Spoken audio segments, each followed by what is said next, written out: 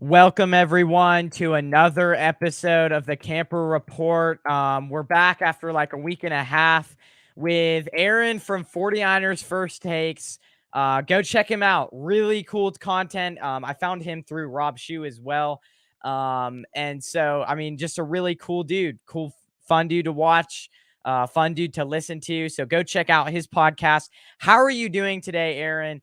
And this should be fun because I'm excited to pick your brain on some NFL and 49ers topics. I'm pretty good. Long day at work. I get the next 5 days off, like I told you off screen. So That's nice. I'm in a really good mood. I'm a little sore from work, but other than that, well, anytime I get to talk 49ers is always a good thing. So yeah, a good amount happening. Obviously, we're in the deader parts of but I mean, there's a good amount going around.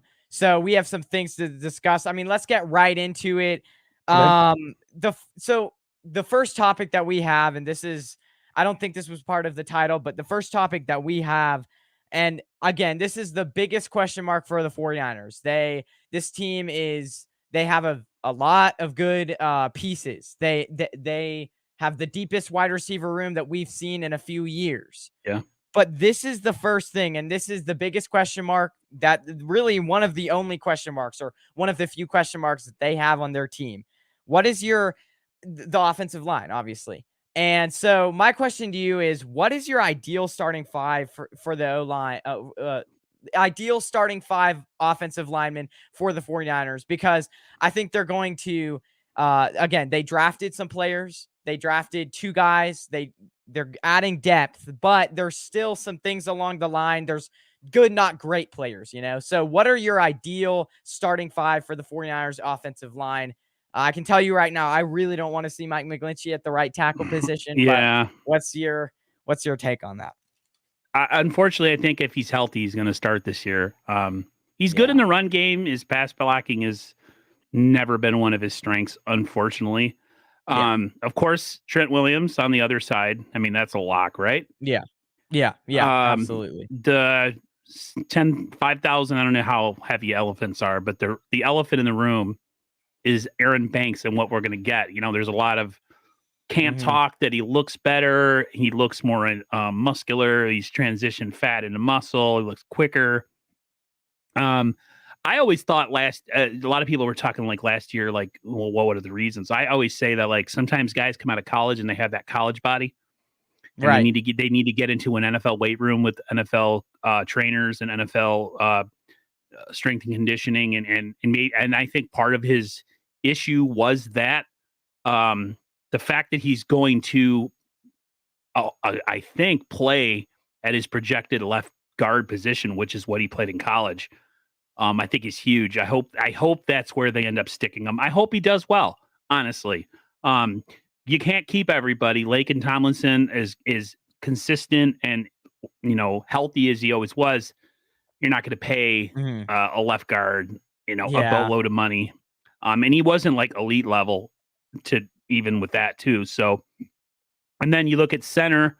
Of course, we were waiting forever to find out about Alex Mack.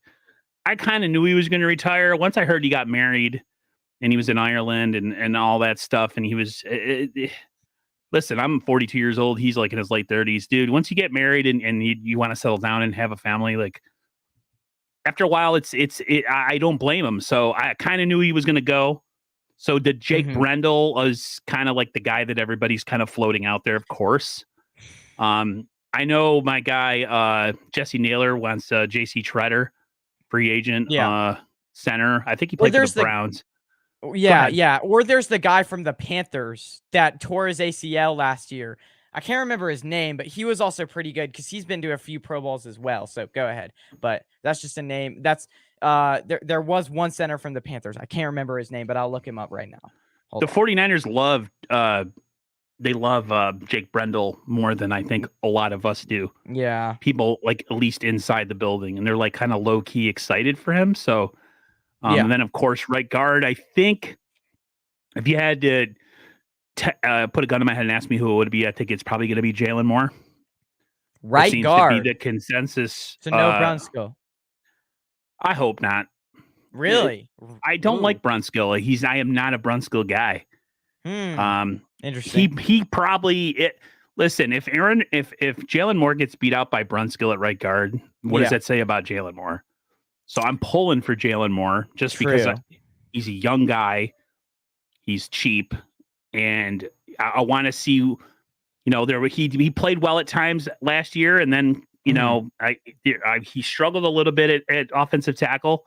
So they might want to kick him into interior offensive line. So that's kind of my take on him.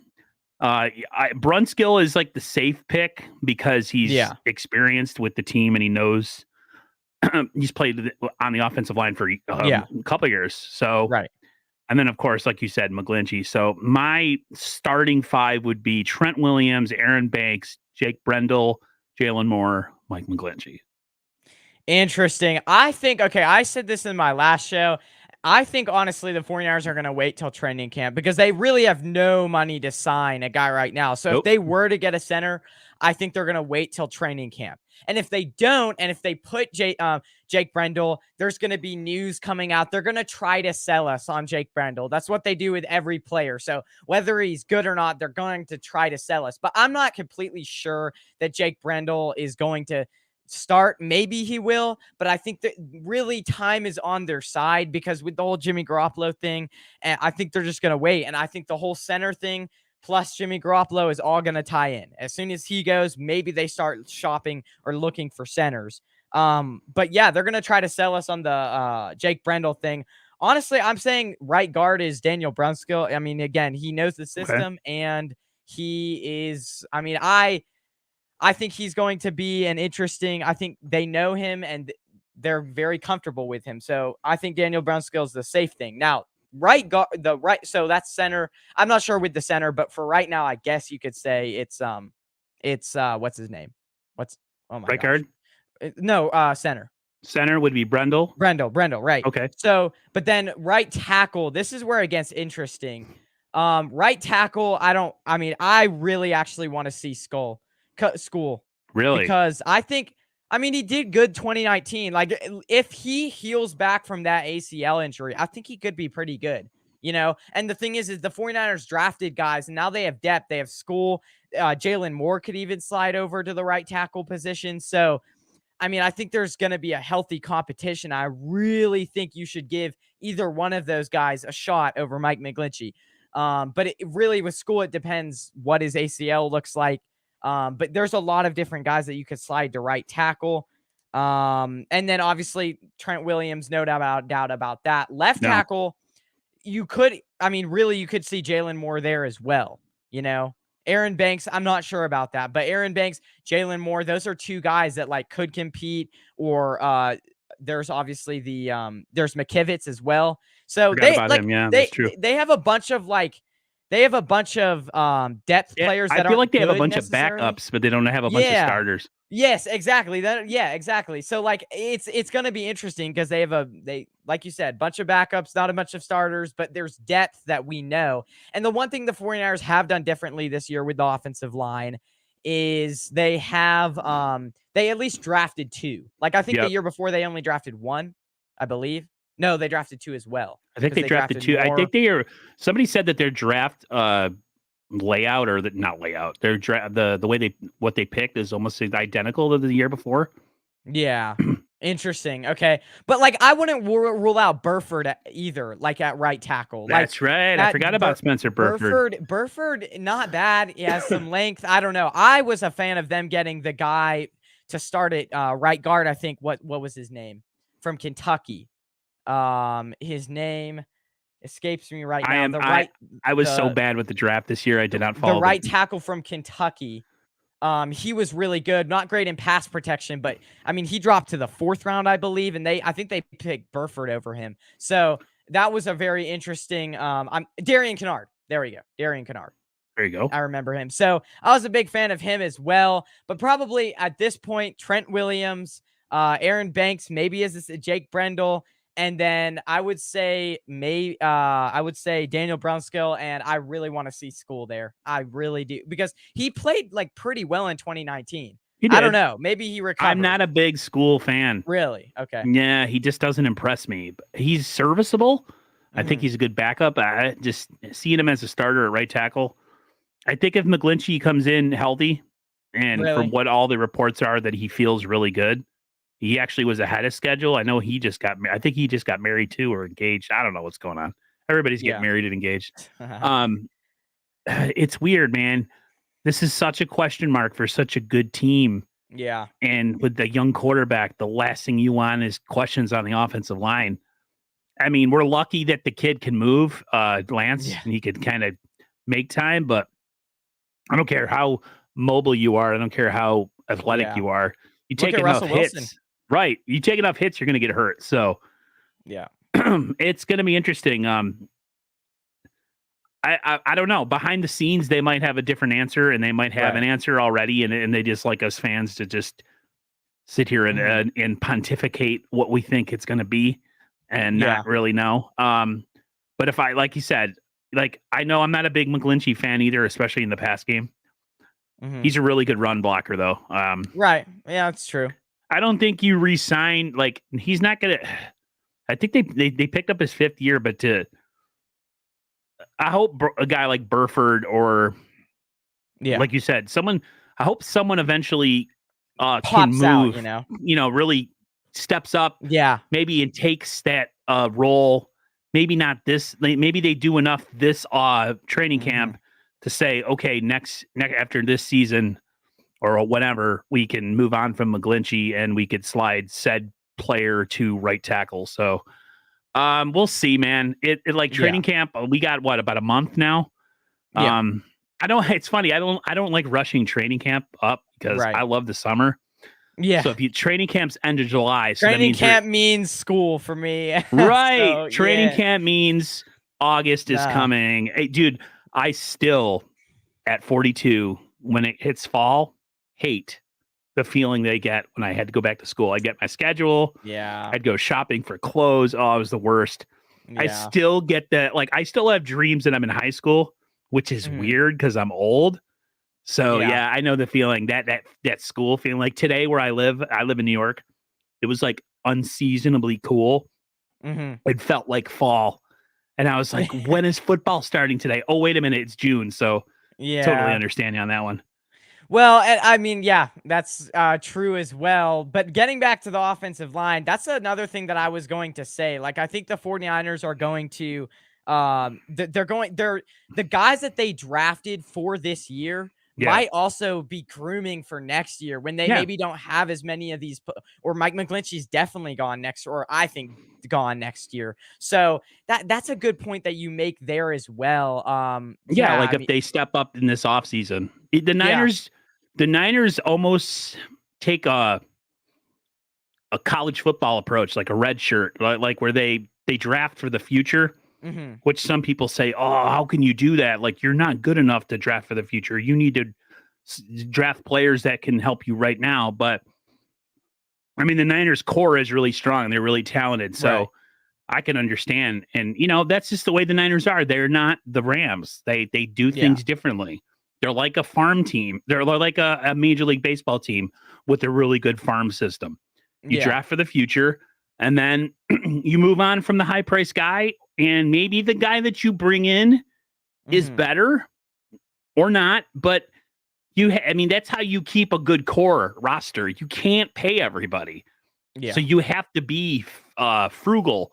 And the best way to be frugal is to really hit on your draft picks, get them ready, and eventually, hopefully, when it's their time to take over, they play well. So you're right. It definitely might be a redshirt season for a couple of these guys. Well, yeah, and again, for a kid like Trey Lance, I don't really get it. I think they have a plan and I Right. trust them, but I don't really get it why you would almost take a step down in your offensive line. And why you wouldn't, like, yes, they're planning for the future, but like not really, because if you were planning for the future, then you would get it like some type of guy for Alex Mack. Now, Donovan West, maybe as a guy, but maybe not. I don't think this year. So that's an interesting thing as well. So real quick in the comments, No Border What's Sport up, says, Crypto "What's Ryan? up?" Yep. And then SG Sports Talk channel. That is, I'm pretty. That's what's his name? I'm. Hold on. Oh, Shardall. Shardall. What's Shout going out. on? And then he also says here, and this is a topic that, like, when I was making them, it was right before Jaquaski Tart signed. So quick thoughts on the Jaquaski Tart signing with the Eagles, because I'm interested to hear what you're saying. They definitely had a quick fix, or I, like fix their safety position. I made a video yesterday, just a quick little audio video, and I said, it's sad in a way because he's what, the second round pick in the 2015 draft. Yeah. He's been a 49er the whole way. And the Niners have stuck by him, injuries and all. He was a good player. He wasn't a great player, but he was a pretty damn good, solid safety.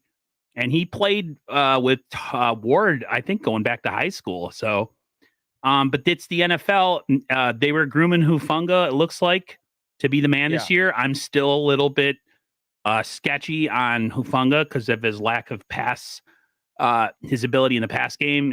His he just speed. He struggled last year. Yeah. But a lot of the reports coming out of minicamp is that he was playing a lot better. He was communicating. He was moving quicker. He wasn't thinking, just playing. But Tart, it's sad to go, but that's the way that it works. I think the Niners are doing good by moving on from guys that have a lot of injury history. Mostert, Jaquaski Tart. Those are two guys. You got to start the Niners have to start doing a better job of, like, you got to let guys go that or they're when they spend, if they're on IR every single season or they're missing games every single year, they can't help you because they're not on the field. So I understand the move. We'll see, man. I'm hopeful for Telenao Hufanga. I'm kind of excited. He plays well, near the line of scrimmage. He's got an ability to make big hits, and he's great, like I said, in like closer to the line of scrimmage. If he can fix his pass defense and not be a liability back there, then we won't miss Jaquaski. But he's been here a long time. He was part of the 2019 Super Bowl season, and he was also part of the NFC Championship game. And now a lot of people are going to give him grief for dropping the pick. We couldn't do anything offensively in that game towards the end, so just to blame him and say he was the reason, whatever. So I'm totally fine. But yeah, we'll miss him. I have no bad will against Jaquaski at all. I hope he plays well. I hope he stays healthy. And but yeah, it sucks to see him go, but it's the nature of the beast. That is, I mean, that's his one thing that, like, my brother was like, I mean, he's pretty good, like, but I'm like, yeah, well, he's good for like the 9 games that he plays. Right? Exactly. Yeah, I mean, it's going to be interesting. I think the Eagles definitely, because that was one of their weaknesses, so they did get a quick plug for cheap. But who knows if he stays healthy. I mean, the Eagles defense, we'll get to that later when we rank or do the NFC playoff picture, but their defense is going to be scary this year with the guy that they drafted, Jordan Davis, the corners that they have, Hassan Reddick. Oh my gosh, it's going to be incredible. So, yeah. So let's get back to the second topic that we have. Okay. This is another. Yeah. I mean, that's a perfect segue. We're talking about the Eagles, and this is the second topic. Way too early. NFC playoff predictions. The title of the show. Do you want to start or should I? I'm trying to figure out all the teams that okay. So what is it? How many teams now vie for the playoffs? Is it 6 or 7? 7. Okay. So you can go first. Okay. Yeah. So I'm going to start from down. Well, actually from first seed, whatever. It doesn't. I mean, I think the Rams, I think they're a team that they got a little bit worse by losing Von Miller. But I mean, I think the Rams, they got almost better by getting Bobby Wagner. That'll help their run game.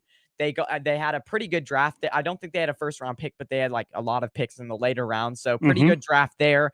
They got Allen Robinson, which I think is going to be a better fix to Robert Woods. So already they were vying for the first seed last year. They're going to get Cam Akers back, which we're all forgetting. Like, they didn't have their number 1 running back last year. So yes, I think their schedule is harder, but honestly, the NFC is pretty weak. I mean, maybe it got stronger this year because I think the Saints could be a stronger team. And so I think the Rams are going to be a hard team to deal with. Again, number 2, I have the Eagles. They got Jordan Davis, Fletcher Cox. They got Hassan Reddick on the defensive end wise. They got Darius Slay, and then that one other pretty good corner as well. They got Jaquelski Tart, which kind of plugged their safety needs. So they really and they had like what 2 draft picks. AJ Brown, obviously. The only question mark is their quarterback, I think. And I think, it's going to be hard to lose with this good of a team because they have a good run game. They had one of the best. I think it was like top 5 last year. They have I'm pretty sure rated by PFF. It's the number 1 offensive line. So, I mean, again, really good defensive line, really good offensive line, a ton of weapons.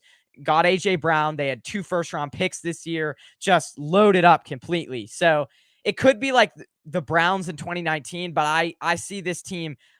With the amount of weapons they have, it's gonna be hard for them to fail. So they're number 2 seed. Number 3, you've got the Buccaneers.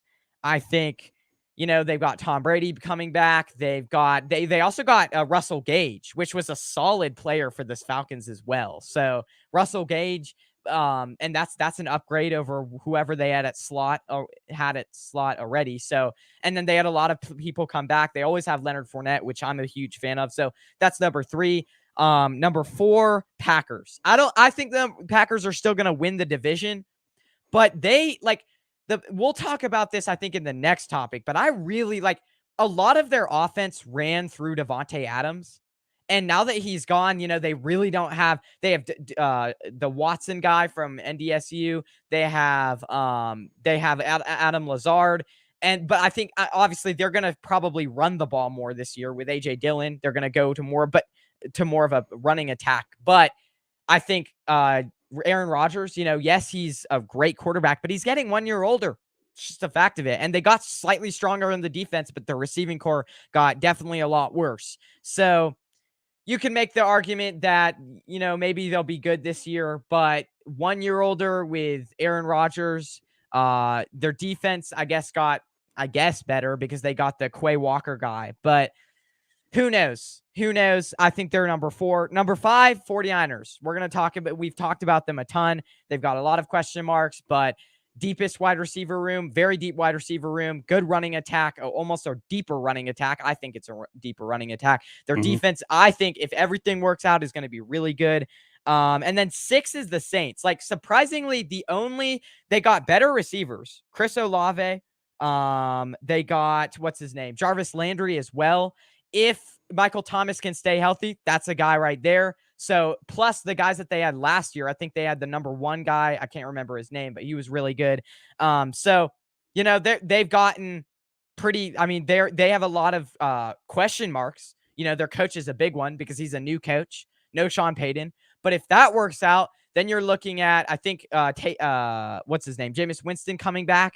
Their defense is pretty good, and they handled the cap situation pretty well because for a minute they were in a hole. So number 6 is the Saints, and then number 7 I think is a toss up between Cowboys, Cardinals, or Washington. I think Washington they kind of have to win this year, otherwise the coach is out of a job, Rivera. So between those 3 teams, I think will make it. Or a surpriser, like maybe I could see the Lions or somebody like that. So those are my 7 teams. What do you think about that? And then, what's yours? Interesting that you don't have the Minnesota Vikings in there, which is they're pretty perennial. But yeah, if I had to start, I think with any time you have a Super Bowl champion, I always give them the benefit of the doubt. Okay. So Rams would be my number 1 seed as well. Yeah. They got Cooper Kupp and they have Matthew Stafford. They almost. Go ahead. Sorry, my bad. And they have Aaron Donald. Those players meant a lot. I don't know how much longer Aaron Donald's going to play, but they locked up a lot of their core guys with money. I don't know where they get it from, but they did that as usual. They have money that just comes out of places I don't know how that's possible. Number 2, Tampa. As long as you got, listen, I'm a Joe Montana guy through and through. I hated having to give the greatest of all time mantra to Brady, but he's earned it. And as long as you have Brady as your quarterback, you have a chance to win the Super Bowl every single year, no matter if he's 35 or 45. I'm 42 going on 43 and my body is tore up. And this man looks I mean, and this, I'm a heterosexual male. He's a good looking guy. He looks like he's in phenomenal shape. He's never hurt except for that one year where he blew his knee out. So, Bucks for sure. Number 3. I think number 3, I'm going to go with the Green Bay Packers. Okay. Because A-Rod, of course, regardless of who they lost, I've had this discussion with other people. As long as you have a great quarterback, you can make up for a lot of warts on your team, a lot of deficiencies. You might have a piss poor defense, but if you have a great quarterback who can bring you back in games and keep you in every game, that's all that really matters. So they would be my number 3. My number 4 team would be the 49ers.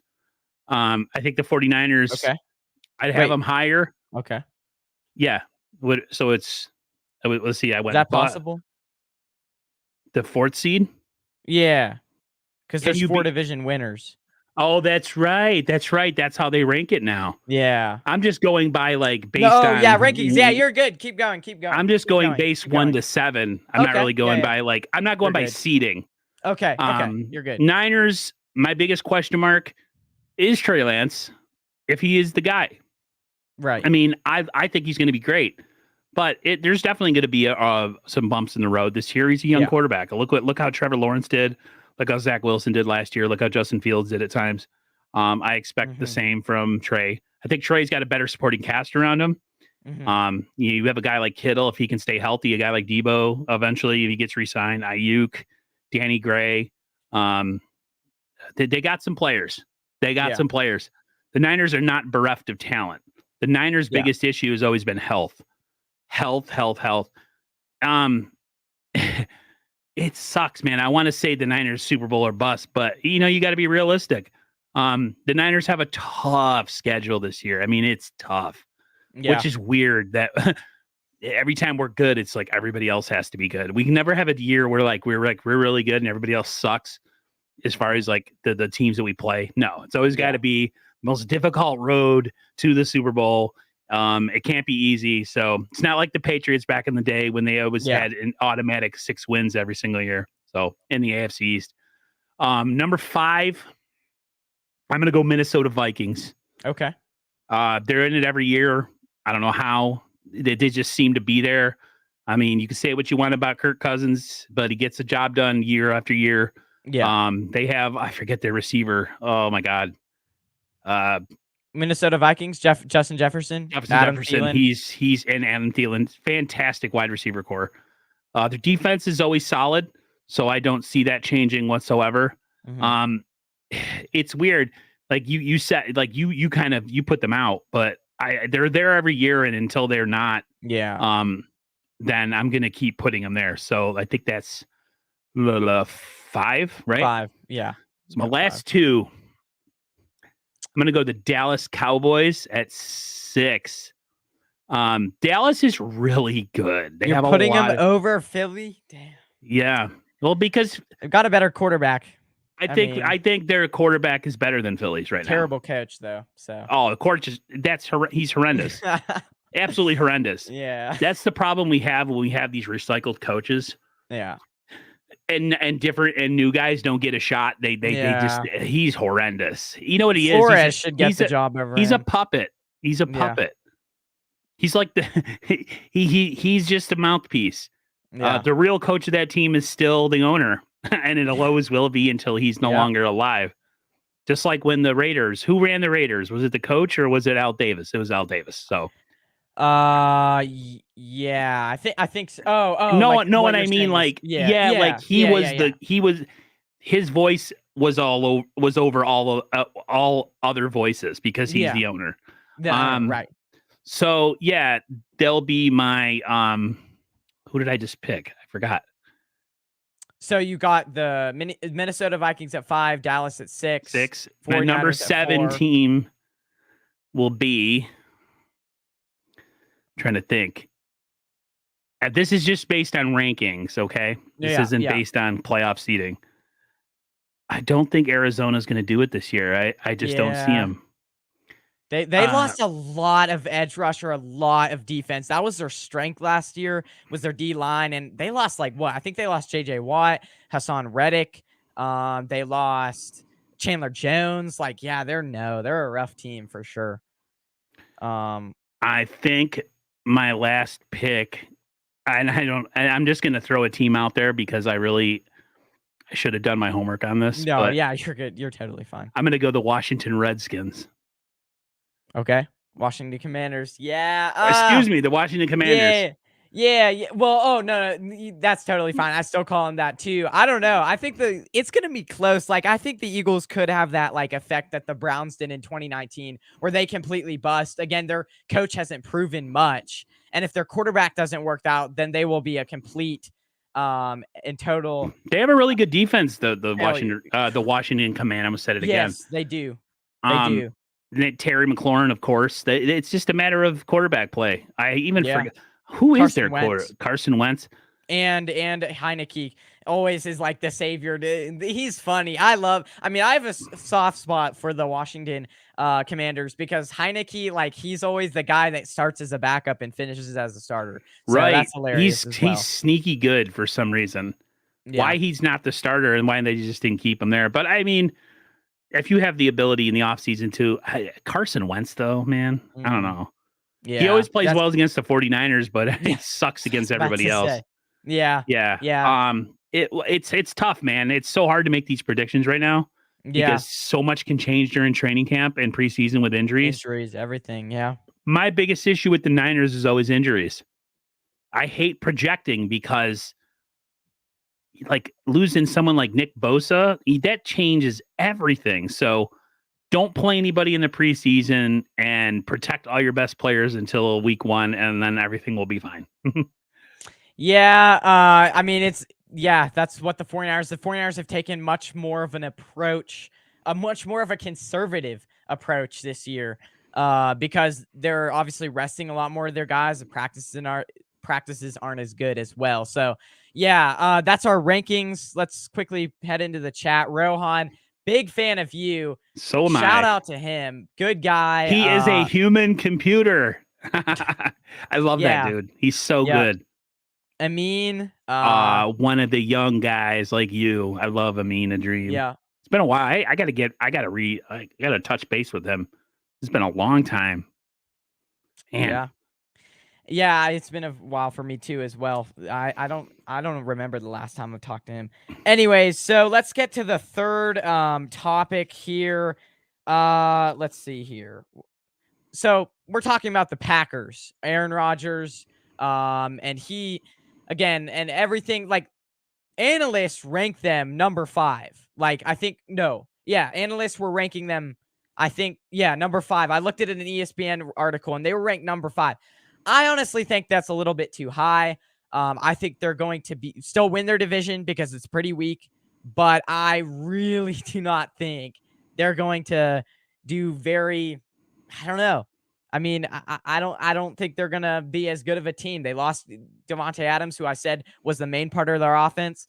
Obviously, I think they're going to change styles to a little bit more of a running back attack, but do you think the Packers, my question to you, are the Packers still a threat, or are they overrated by the media? Because the thing is I mean, I don't know. They just haven't. I think this is the year he gets 1 year older, Aaron Rodgers. They lose a huge half of or all of their offense. I mean, their defense maybe got better with the draft pick, Quay Walker, that they got. I've heard he's really good. But do you think they're really overrated? I do believe so, because they're still a top 8 team by everyone. Like, I don't know why. So their team is overrated, but quarterback is right on par. I don't like Aaron Rodgers as a person. I think he's kind of a chode. For all you people who are older, you know what a chode is. That's going back to the mid 90s. I'm just trying to keep it PG here, so chode won't get you in trouble. It's just like Brady, man. I want to hate these guys, and I want them to. Every year, I'm like, that's it. I'm like those sports guys, like the ones that say, "Here comes the cliff. He's going to fall off that cliff." Brady still hasn't fallen off that cliff. Say what you want about Aaron Rodgers. Don't like him as a person. I think he's like he's kind of a shady, but he's so good until he plays the 49ers. But in the playoffs, we own him. But every time. I still get scared when we play them. Like if we played them again in the playoffs, like that's scary because he's still freaking Aaron freaking Rodgers. Like Stephen A says, he's a bad man, dude. He's so good. He's stupid good. Like the stuff I've seen him do with his arm is unlike anything I've ever seen with a quarterback.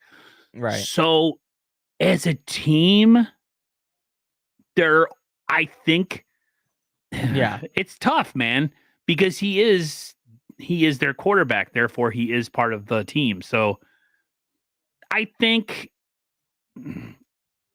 you can't. I mean, the Niners have a lot of question marks, especially at quarterback. So I'd say Packers are, I guess, justified to be where they are because they have a Hall of Fame quarterback. If Aaron Rodgers wasn't on that team, they're nowhere nearly as good. They're still pretty talented, but he makes their head coach look like $1 million when really he's just like, like a cheap 5-cent, knockoff. Like he just same thing with in Arizona with Kyler Murray. Kyler Murray makes that coach is it Kingsbury? Yes, Kingsbury. Makes him look a lot better. I can't stand Kingsbury. And he's a product of his good players. Yeah. He's not a good coach. No, yeah. And the thing is then the real thing, like you have to be a good coach to make it in the playoffs or far. And what have you seen with both the Cardinals and the Packers? They don't make just choke it up. I mean, other than the one Super Bowl Aaron Rodgers has, he's been the Niners have kind of owned him. Listen, man, if Trey Lance is as good as we think he's going to be this year, if we play the Packers again, I'm not as worried. Yeah. With the Garoppolo at quarterback, it was always like every game is like a nail biter. Even when you have a dominant, more like a better team, it's still a nail biter. So, I think the Packers are justified right now to receive the hype that they have, mainly and really only because of Aaron Rodgers. Yeah, that's a good point. I think again, they're obviously going to run the ball, but again, their defense is good. They've got Alexander, they've got Kenny Clark, they've got Zaire Smith or whatever his name is. They've got guys. But the thing is like, how long can this Packers stay good like this? Again, their division is pretty bad. I think they go at least 4-2, if not 5-1 in that division. But again, I mean, the Lions are getting better, so it could have a little bit more competition this year. Again, that's why I put him for number 4, because you've got an aging Aaron Rodgers, you've got no Davante Adams, and we haven't seen the Packers without Davante Adams. Like this is a major piece.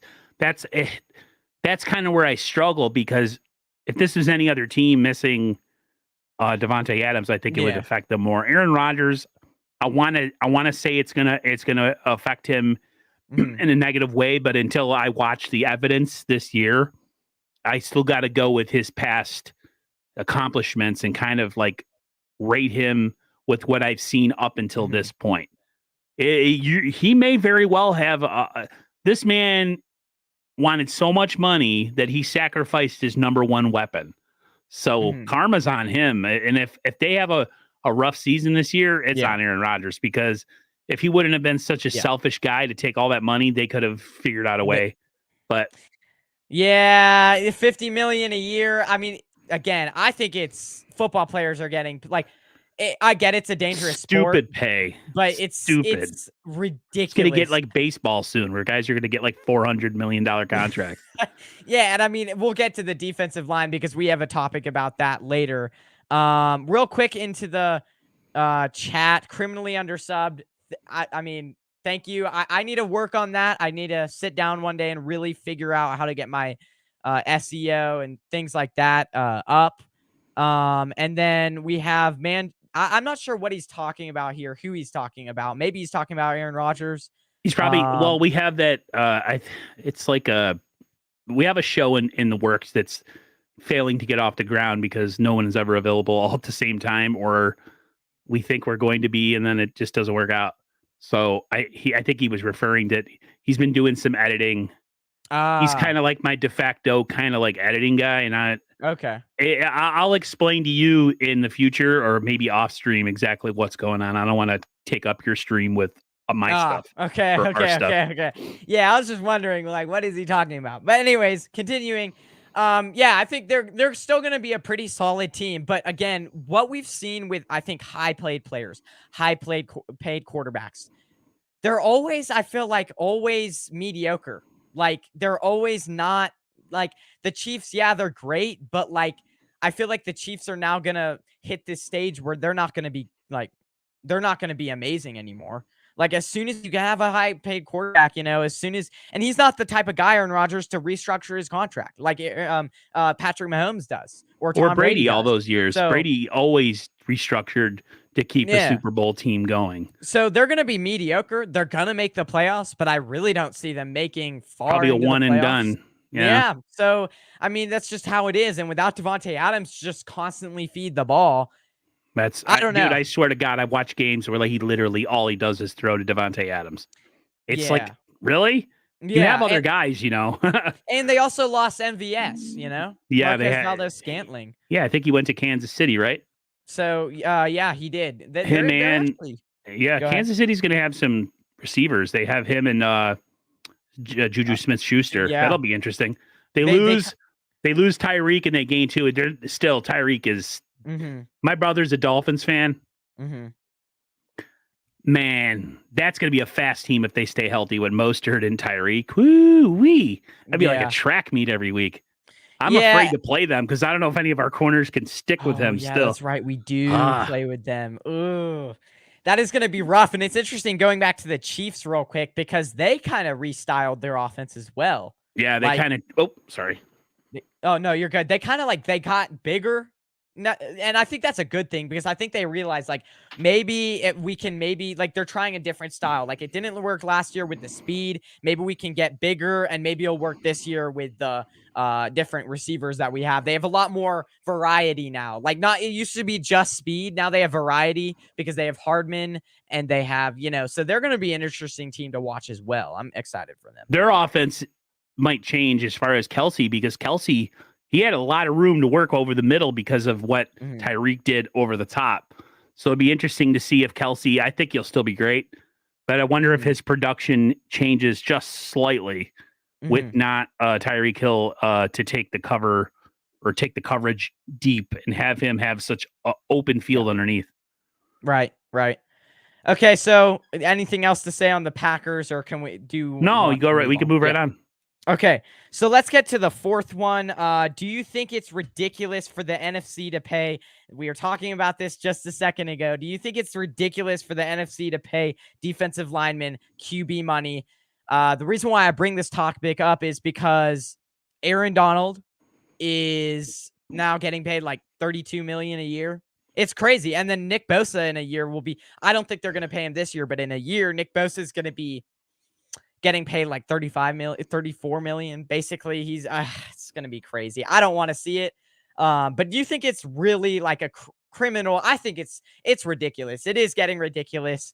I think the Rams overpaid for Aaron Donald, to be honest, because they gave him a huge deal and he's getting older and he's just, I mean, if you look at the next highest paid defensive lineman, 21 million, and then you look at Aaron Donald, that's that's way and above higher paying than DeForest Buckner, who's the next highest paid. So do you think it's a criminal? Do you think it's criminal for them to pay for now? It's going to start being like the defensive linemen are going to be getting paid quarterback money. So do you think it's a bad thing where this is going? I think all athletes are overpaid, to be honest with Yeah. you, because I'm just that old curmudgeon guy who thinks that firemen and police officers and teachers should make all the money. Yeah. But anyways, it's the going rate, man. Like Bosa is elite. Yeah. He's an elite pass rusher. They don't grow on trees, man. Like him and his brother and guys like I'm trying to think of the dude who he just went to the Chargers. Mack. Khalil Mack, guys like that. Like pass rushers are a dime a dozen. Mm-hmm. When you get one, you gotta keep them. Mm-hmm. And Bosa's gonna. I think the Niners will never allow anybody to break the market, but he's gonna come pretty damn close. The Niners can't be cheap with him though, man, because he won't play for them. They're good negotiators. I just think that's the going rate, Ben. That they make that kind of money because that's the value. for really, really good pass rushers. I think pass rushers will always make more than, say, like an interior lineman. Aaron Donald is kind of an anomaly of how good he is. He's the best. He's a Hall of Fame type player. He's going to probably be a Hall of Famer. That's just the going rate of these players. Quarterbacks, the most important positions on teams, if you think about it, are quarterback and pass rush, and maybe an elite level corner somewhere in this a defensive player in the secondary. I mean, if you have an elite pass rusher, you're golden. If you have an elite quarterback, you're golden. If you have a cover guy that can lock down one side of the field, you're golden. Some position groups are just it's just the name of the game. That's the name of pro football in 2022. I think he's just that damn good. And I think as an edge rusher, he's definitely going to set the market. And whether we like it or not, I don't think it really matters. Do I think they deserve that much? $30 million? Probably not. But there's nothing we could do. I mean, that's just the way the game, the salary cap is going up. I don't know if the new TV deal is kicking in yet, but I mean, it's not like the Niners are not going to have a little bit of money, especially if they move on from Jimmy Garoppolo whenever that happens. But we'll see, man. Like I said, I don't think anybody deserves $30 million a year. Right. But that's just a going rate. And Bosa is an elite level, could have a Hall of Fame type career when it's all said and done. So it is what it is. My question to you, do you think he gets paid more than Donald? I think there's a high argument that he won't. Really? Okay. I think so. He's an edge rusher. Yeah. He's an edge rusher. I don't know if the Niners Donald can do both, though. But how important? I mean, well, I guess it's a good. Bosa's everything to the Niners defense. Well, that's true. I mean, that's another thing. Like the year that they didn't have him, it was struggling. Like it was more on the secondary, and they went 6-10, and it was definitely a step down. And he draws double teams and everything else. But this is a prove it year for him for sure. If he can stay healthy for a second year in a row and have the same production. So. Yeah, you're right, and it is. And I think that hopefully the Niners do some sort of provisions within the contract that protect them from injuries and stuff. It's tough. I mean, Aaron Donald is a hell of a player. Not a fan of him personally. Again, he's kind of a chode, but it'll be close. Maybe Donald still has the most, but it won't be by much. It could be $1-2 million. Maybe Bosa comes in at like 27 to 29, somewhere in that area. And we'll see. I mean, listen, the Bosas get their money. Joey got his. That family is all about the Benjamin. So if the Niners go in like they did with Debo and played the cheap game with the first initial offer, that ain't going to be a smart move with Nick Bosa. And the Niners can't afford to lose him. So unfortunately, they might have to overpay. Will it go to the Aaron Donald level? Yeah. We'll see. Yeah. We got about another offseason before that happens. Well, yeah. I'm praying that it doesn't, but I think it will. They're good negotiators. They're going to hold out. And if they are the 49ers, you at this point just throw away Marate or whatever, and you say, no, we're just Parag is all about saving the Niners money. Yeah, and this is not going to work in that case. Not it might work in the Debo case, but it's not going to work in this case. So, I definitely think that's going to be tough to negotiate these things. That's going to be really tough. I'm not looking forward to we think the Debo situation. The drama. It's going to be ridiculous. Not looking forward to it. That's the part about sports I hate is just, there's a salary cap. There's some, baseball, there's no salary cap. I know there's like taxes for teams that spend a lot and they got to pay luxury taxes and stuff. But at the same time, it's, I don't know, man. The Rams seem to pull money out of their orifices all the time. So I don't know how the Niners can't figure out a way to do the same thing. But we'll see, man. We'll see. We're gonna get a really good idea of how things are gonna go when this Debo contract hopefully is officially signed, to see how far the Niners are willing to go past their comfort zone to sign a player that they really need. So right. Yeah. So before we move on to the next topic, good point you make. Before we move on to the next topic, though, I did want to mention something real quick. In 1 month, I believe it's July 20th, I'm doing a giveaway. So, again, the first place prize will get a $25 Amazon gift card. And Ooh. then you can just contact me. My email, campersports11@gmail.com. So that's in 1 month.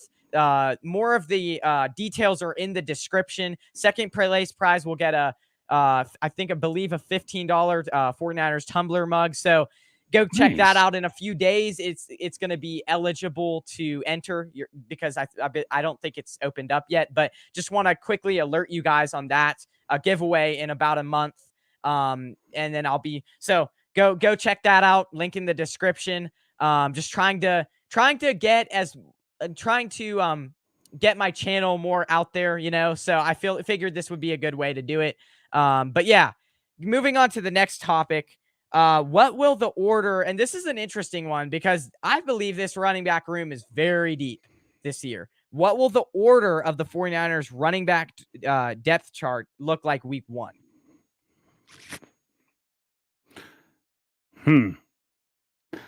I just by default I'll go Elijah Mitchell Okay. as the number 1 back until proven otherwise. What the hell is the name of the guy that we drafted in Ty Davis Price. Big TDP is running back number 2.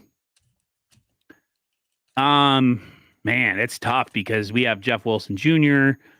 We have Jermichael Hasty. I think number 3 running back is Trey Sermon. Okay. How many running backs are we keeping? 5?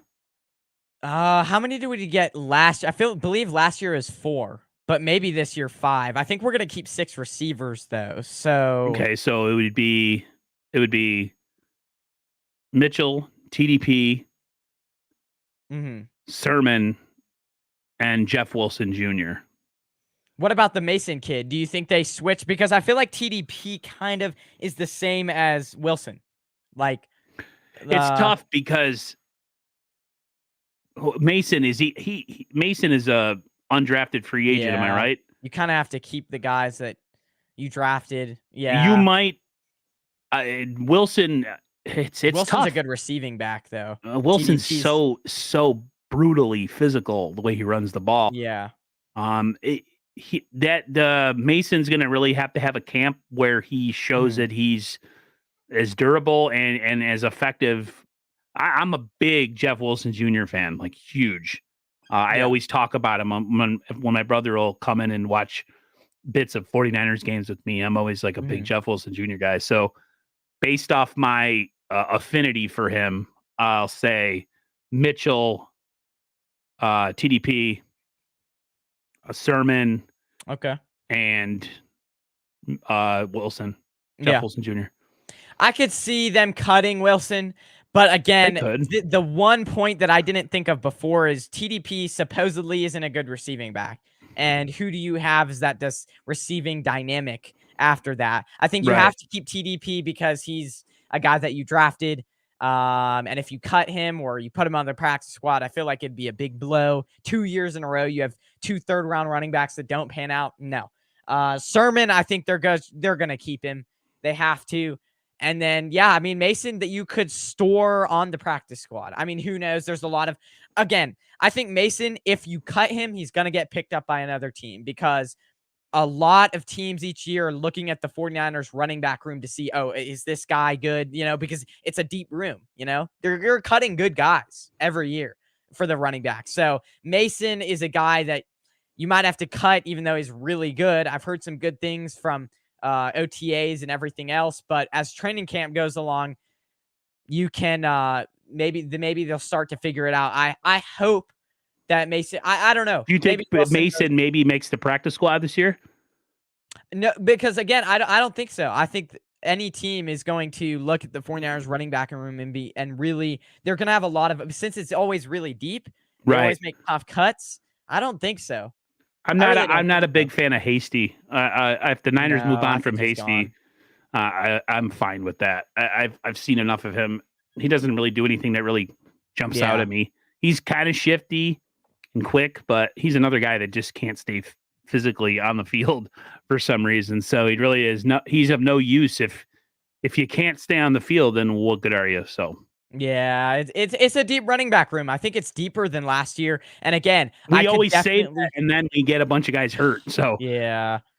Well, and again, I think Wilson, I'm sorry, not Wilson, Mitchell was a big part last year, but I have a feeling this year they're going to take a huge load off of him, and he's going to kind of go back to the, because he kind of got battered last year. So I think Mitchell, Price will be kind of splitting those carries, and then whatever you have between Wilson. So it'll be interesting. I hope Price really works out. Yeah, because man, some of that college film that showed that man brings some serious thunder when the way he runs the ball against linebackers. I'm just like, oh my Lord. Oh, I'm so glad I don't play defense or play football at all for that matter. So we'll see, man.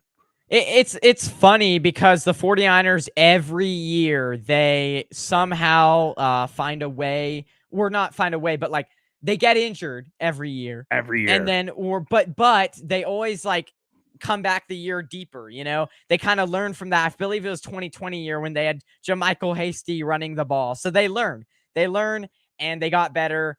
Again, this offense is going to be, I believe, scary if they can figure it out offensive line wise, because I think they have to keep 6 receivers this year just because you've got Ayuk, Debo, you've got Jawan Jennings, Ray McLeod, Danny Gray, and then who's the other one? I feel like there's one more. Oh.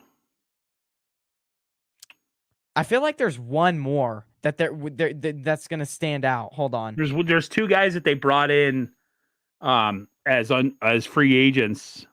It's tough. Who's the guy Malik Turner? He could be one. And then you could also look for anyone on the like Deshaun Jackson. Let's see here. Yeah, I've heard some news. Marcus Johnson. Yeah, that number 6 is going to be an interesting one. Tay Martin, Austin Mack. T. Martin is that one guy that Larry Krueger's always talking about. He's a big T. Martin guy. So so could be. I think they're going to keep 6 this year, or maybe 5, Martin or whatever his name is. Maybe they try to like stash one on the practice squad. Maybe 5. But 5 running backs. That's a ton of running backs. Like it's yes, but yeah, like you said, every year we think we have enough, and we get into week 3 and we have 2 guys. And everybody else, we got to sign a street free agent. So I feel the Niners doubled and tripled down on 2 positions that they had injuries with last year: running back and corner. Corner looks like it could be deep if everybody stays healthy. If Verrett can give anything, that would be cool. I'm not really expecting him to give anything, but if he does, it'd be awesome. And then you got E-Man, of course, and you got Charvarius Ward, which hopefully he stays healthy because. Man, the Niners have a chance to have a really good secondary this year. Yeah, no, good. That is one thing I'm excited about. The Niners haven't had a secondary like this, depth-wise and talent-wise, in quite a while. And then the slot position, that'll be an interesting between Womack and I forget the guy that the free agent that they brought in that everybody is kind of saying is kind of the guy to beat. Darqueze Dennard. Yes, I do know Darqueze Dennard. Yes, yep. I think it's gonna be Womack. I think you have to give him a chance. That's what a lot of people are saying too. I think that might have been Jackhammer. He says that he thinks it's Womack. Just if you watch him, if you've been there and you've seen him on the field, you understand why the 49ers drafted him and why he seems like he could be the guy. Yeah. So hey, I'm all for it, man.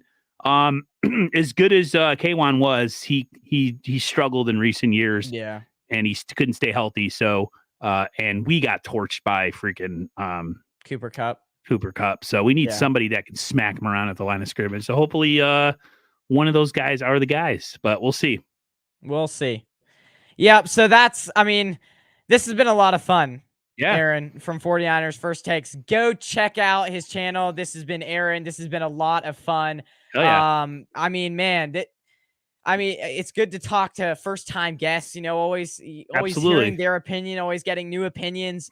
And then again, guys, I want to get a little bit more consistent as the summer goes on. So maybe once a week on Saturday, possibly. Again, it's been hard, but I'll try to be more consistent. So this was a lot of fun, guys. An hour show. But again, from the time that I think it's a week and a half, you have to do these long shows to kind of catch up with everything. Yeah. So thank you for coming on, man. Yeah, no problem. Listen, man, as the season approaches and training camp ends and preseason starts and the season starts, I get more active. I have Sundays off and I don't work. Even if I have to work at like, say 7 a.m. on a Monday, it's okay. Like I can do a stream late at night, but I definitely want to do streams. I like to do a lot of collaboration in the off season. I like doing collaboration a lot anyways, because I think it takes pressure off both persons to have to like fill an hour's worth of air. So I'm definitely down. And I thanks for having me on. Listen, I heard all about you from Rob Shue and Shout other people. Out him. So great guy. Yeah. One of my favorite analysts. It means a lot to me because I look up to Rob. So it means a lot to me that you kind of hold me in some sort of regard. So that means a lot. Well, he is, I don't want to like praise him too much, but like he should be on ESPN, voice. honestly. Yeah. And he should be on ESPN, just like he probably out of everyone makes the like greater takes than anyone you could get on ESPN. Like the very funnest level-headed. guy. Yeah. He's very level-headed. He's not super high or super low. He's not super negative. He's always he tries to see the positive spin on things, which is one thing I enjoy about, other content creators. Cause I'm always kind of a glass half empty kind of guy. My nephew's the same way. My nephew's about to be 27 and he's a really hard to please 49er fans. Pretty negative. I actually want to have him on my channel at some point. Okay. Just to show people how similar we are as fans. And that I'm not BSing anybody. We're tough, man. Like, my nephew just doesn't get as excited. He has to be proven to be loyal. Yeah. So that's why we don't buy quarterback jerseys. Me, him, we just don't do it. So we'll see. That sounds like fun. Yeah. Well, this has been fun, everyone. We'll see you again sometime during the week. This has been Aaron from 49ers First Takes. We'll see you guys again soon. And as the 49ers season approaches, we get more excited. So see you guys. See you guys.